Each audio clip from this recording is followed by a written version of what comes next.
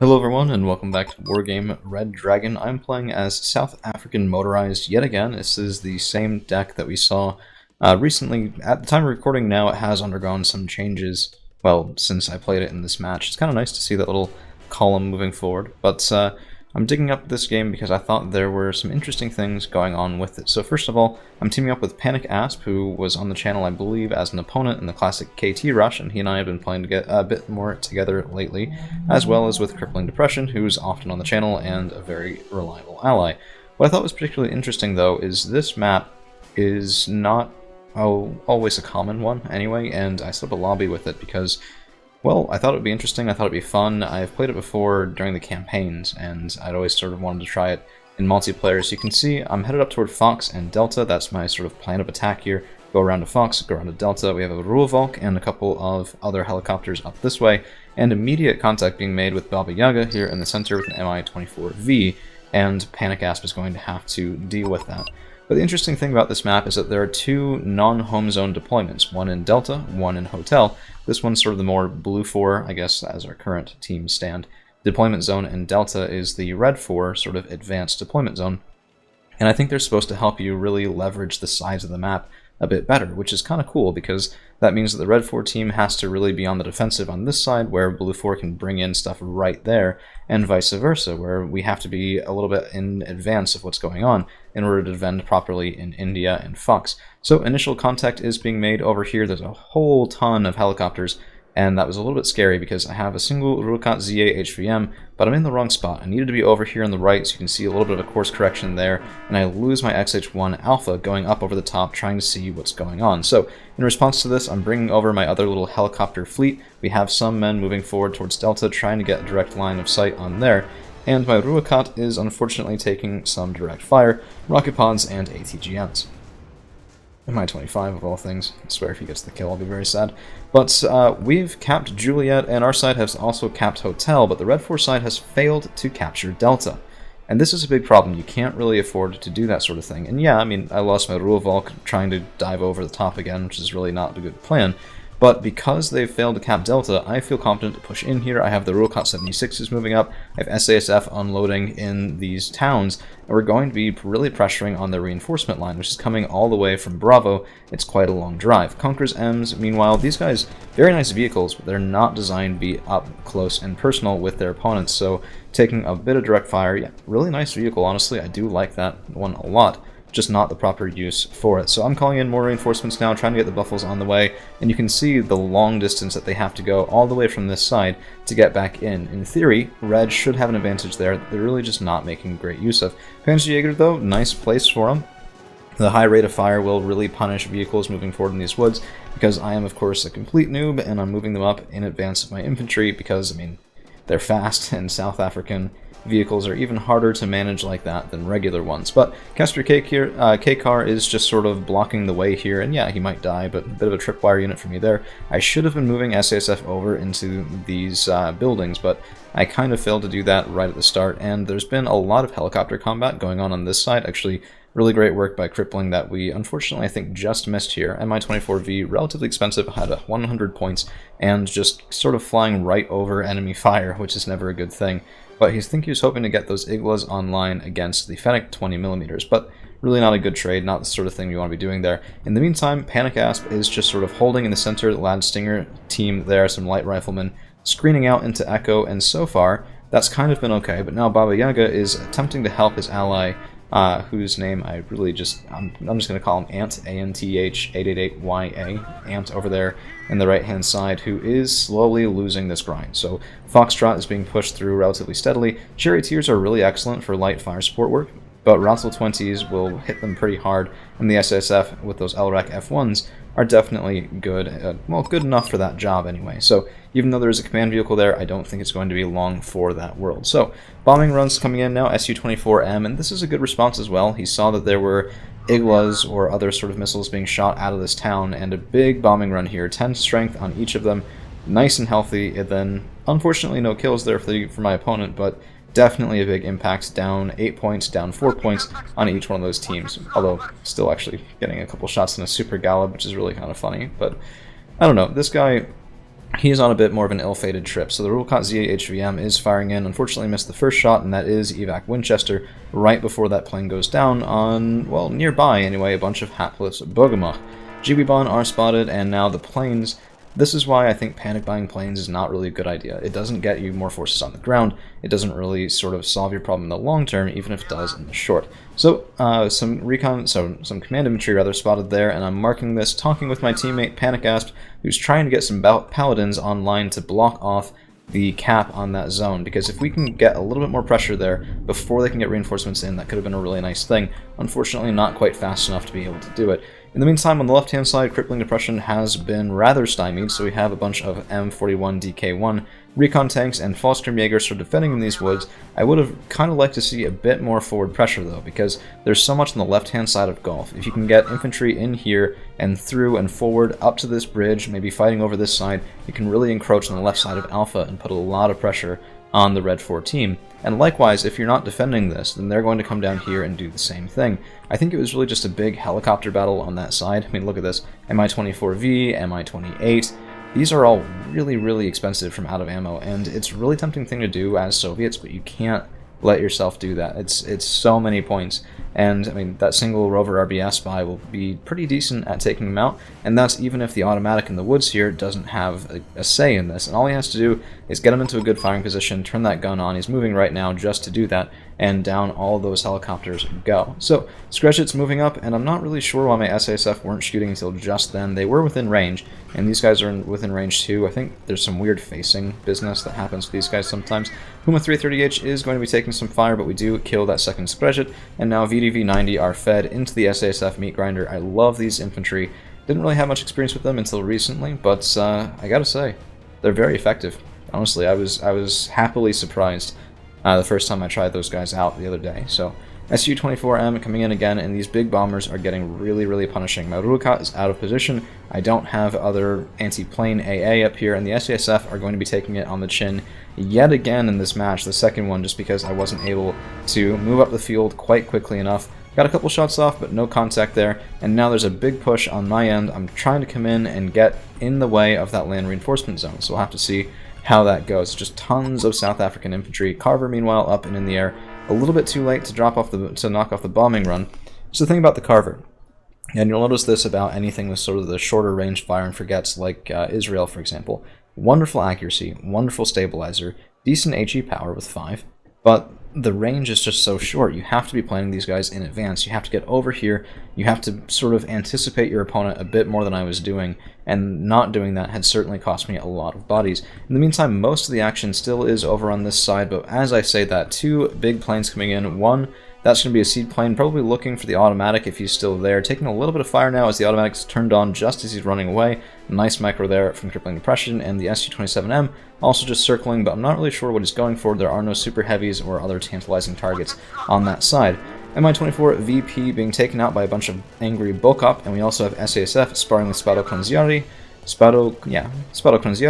and this is not great. I want them to be using their Strelas against these Mi-8 TVs, because otherwise my Bokop are dying for nothing, and as much as we have made some forward progress there, it's been pretty bloody, and that's not something I can maintain as easily as they can, given that I have to go all the way across most of the map just to get in. So another ZA HVM's coming in. I'm trying to block off those bombing runs, maybe take down that 27M if I can, and the Carver is playing it safe, because if he comes in for a bombing run, if he comes in for a strike, then I can respond. The last thing I want to do is be out and over his anti-air net when that's not necessarily required, right? So never throw things away if you don't have to, or if you don't think it's going to get you enough gain out of it. And yes, this is a 200-point plane, while my Carver is, I think, 155, yep.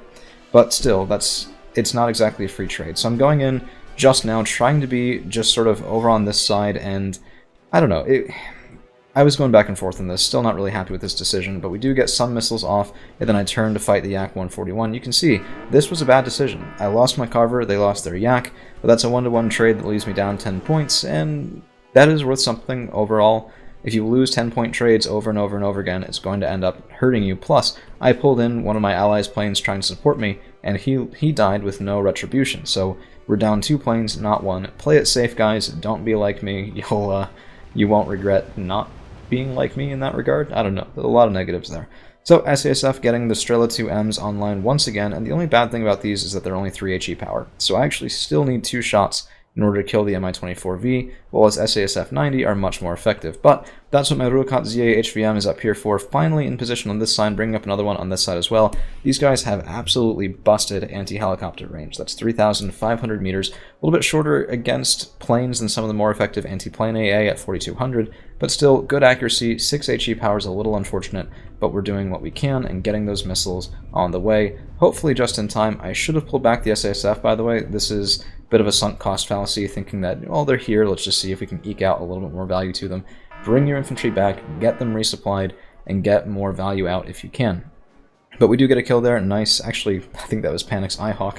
I'm not really entirely sure. It was one of the two of them did take out that expensive plane. And now you can see a little bit of close range artillery, but this is cluster. This is really not the best choice, because it'll stun my infantry, it'll panic them. Well, actually, I don't even know if it can stun. It will at least panic them if it hits, but it's really just not the right answer. You needed something like napalm artillery, like HE artillery, to kill infantry in that section, which is what I've been pushing with, so there's no reason that the Red 4 player should have thought, okay, this is a job for cluster. Choose the right tool for the job, it'll work so much better, even if it takes you just a little bit longer to get into place. Speaking of, KA-52 from Baba Yaga, this is the right tool for the job, as I turn on my Ruhrkat trying to get a shot away, and unfortunately, we each missed the first time, but even though we both hit the second, my Ruhrkat ZA HVM goes down, and that KA-52 is still alive. Very much not my favorite thing. Part of the reason that KA-52s are so good is their ability to do that, but we do have an engagement now. Helicopters finally making their way around the side, and crippling depression here has to worry a little bit. If there's paratroopers back in this region, they can march forward, take out some of these helicopters, or even encroach on the rear side of Gulf and target those ooey gooey units in the back line.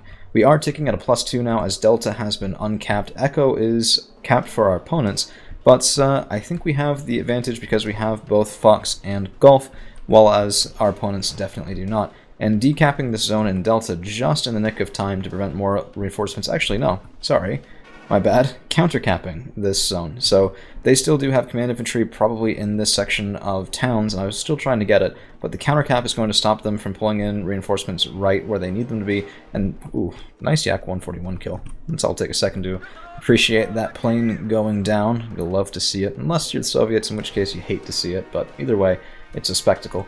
Bulkup 90 and Kaspir Kekar Burgermach, not really the most elite of troops, but backed up by double Ruhrkat 76. I was hoping anything that rounds that corner, we are going to have some pretty nice shots at them. In the meantime, Burgermach heading up this way, and I'm trying to get infantry now into the town on the left. I know that's where they are. I don't really have good artillery in this deck to handle it. Valkyries are more for stunning than they are for killing, unfortunately, and so, holy cow. I'm sorry, this is not what I expected. Fennec 20mm spraying 1, 2, 3, 4, 5, and 6 separate helicopters on the left-hand side, and that's getting just a little bit crazy, but, I mean, all of that, here's the thing.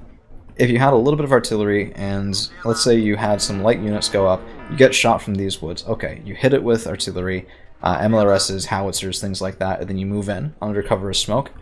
A little bit less of an investment than all of those fancy helicopters, and potentially more impactful. I mean, you can see that sort of principle working out right now. Yeah, I'm not using smoke, but there's an Mi-24V sitting right here, 100 points, that isn't able to stop my points on the ground. And Bulkup 90 are relatively cheap. That's 30 for the group, so 60 right there. And the Rattle 20s are another 30 as well, so 120 for the two groups of Bulkup 90 and Rattle 20s. And we have a huge impact. And yeah, K52 coming in, making an asshole of himself again. But even then, we get the job done. And I don't know, I think air power is very tempting, but often overrated. And it's not to say you can't have any. Of course you need some. But just make sure your fundamentals are there first. Make sure your infantry's on the ground with proper support, and that you have a holding force that can actually do something reasonable and achieve a short-term and a long-term objective, not something that's just sort of a standoff capability with some helicopters that can't actually hold a position. Because the more these guys move forward, the more my SASF move forward, the more the Cactus Sov moves forward, more even just Rattle 20s can get up and into these helicopters and really make mincemeat out of them. I mean, a couple of vehicles, down go a couple helicopters, down go some VDV-90, and if I get a little bit more forward, that Mi-24V will join them as he's down to a single point in strength, and a double stack of Cactus Sovs called in, trying to hunt for the hit. There he goes. So, I mean, I couldn't have done that if I didn't have the cap here. I couldn't have done that if I didn't have control on the ground in that zone. So really, fundamentals first. Northern Zegri are going to be shooting in at relatively long range. These guys are the ones that I infamously am not a big fan of. And you can see that right then. I mean, 1575 meter range is great until you fire and miss. And you, like, they just seem like knockoff recoilless rifle jeeps for 3 times the points. Because, I mean, that's sort of the same range as you can see on the worst recoilless rifle jeeps. Sometimes even have better AP power, sometimes even have better accuracy. I mean, Musties have, I believe, 40%, and they're 10-point jeeps, 15 if you take the transport, but 10 if you take them on their own. So, just not my favorite infantry. But SASF 90 moving up, a couple of Oliphants get a little bit over their heads, bit of a misplay on my part. I was hoping that they could move up with the bulk up and get some good engagements here, but I get a little bit out ahead of myself, and that's not going to go well when they're fighting against Spadokronziari, especially the Spadokronziari 90 that have the short range but very, very punchy RPG 7VRs. Caspian K-Car and SASF 90, not really the best answer for it either. I was trying to go after those Sokols, but we're going to need more support there before the day is won. A couple of really long-distance shots ripping out, and that's another plane kill for Crippling Depression, while my opponent over on this side, Ant over here, has surrendered, which that is sort of reasonable. I mean, he's lost his side of the board, and is now even, being reinforced against on his own side of the board. And that really just goes to show, I mean, the meat of this map is in Echo. This is the central Thunderdome and all of that. If you have 3v3 and you have somebody sparring over here, somebody sparring over there, Echo is where you'd think you'd fight it out. This is the zone of the center you need to cap. But we were able to get so much mobility on the sides that we didn't even necessarily need it. We're up 266 points to 21, and it's going from bad to worse, because the more I erode that support on the right side, the easier of a time Panic Asp has had getting stuff around the side in Echo, getting our reinforcement line here to be just very competent, very full, very fleshed out, and now we can just slowly squeeze Echo and push out that center cap too, and then at that point it's really just sort of game over. And I gotta say, the Paladins, not my favorite artillery piece, but I mean they're sort of bog standard, I suppose, for 7HE howitzers, but the kill list on Panic Asp, I mean, jeez, I almost wanted to show you guys that because it was pretty impressive. He said to me before the game, hey, don't worry about it, I'm really good with these. I was sitting there going, good enough to clear out that center zone, but he got a ton of work done with it. So, some Milans and Ruttle 20 Milans, and this was another mistake on my end. I was trying to get some stuff forward. I didn't anticipate a hold in these woods, and a single BMPT is going to wreck my day pretty hard, but I'm getting reinforcements up in quad stack, another bad habit of mine, but I mean, at this point I had a reasonable points advantage, and I just wanted to clear out these woods as quickly as I could to put the final nail in the coffin. But expediency is not a good excuse for sloppy play, and I certainly do lose quite a number of units on that sort of mistake. K52 here from Baba Yaga, the one with both of my Rukat ZA HVM kills, is still alive. So I did want to say he has some very tight controlled play, some very nice micro, and an MI-28 from Out of Ammo sneaking up here with way less concern. This is actually, it looks like, a pretty big helicopter rush. KA-52, MI-28, Kennedy-29, TB, these are now under the control of Baba Yaga as his other 2 allies have left. But I think he's really just sort of throwing everything he can at the wall, seeing what sticks. So, Pivaz, a Rover RBS-90, all of this stuff shooting in, and that's going to be a lot of dead, expensive planes.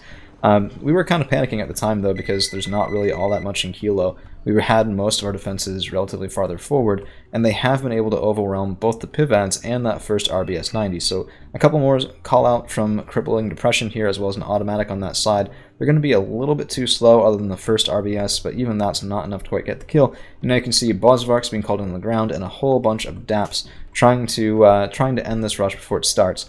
And we have a lot there. This just cracked me up. This is 1, 2, 3, 4, 5, 6 Akulas, 900 points worth of Akulas right down the pipe. I mean, the game's over. It's sort of the time for that sort of thing, just to have some fun, see what you can do with sort of ridiculous pushes like this. And there was some modest success. I mean, the Ka-29TBs got one of the Paladins, they got some of the cargo planes and things like that, and then the Akulas down the pipe. I mean, most of the AA here was taken out. Single Stingers and even Eyehawks are going to get a couple shots, but then get taken out as well. And when you're taking direct fire on an Akula from a quad stack of mortars, that's an interesting game, to say the least. But these guys, as they are getting stunned, are not really going to be able to keep up with the sheer number of MH60L DAPs on this side of the board.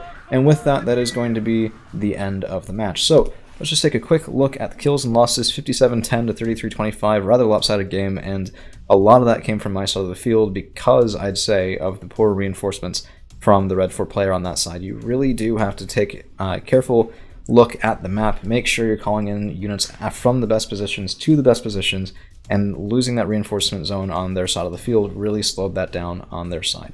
Also, big shout out to Panic Asp, who stopped that last helicopter push and really got, I think he chalked up over 1,000 points in that last push alone. So, really just an interesting game. That's all we've got for you guys today, though, so thank you all for hanging around, and we'll see you again real soon.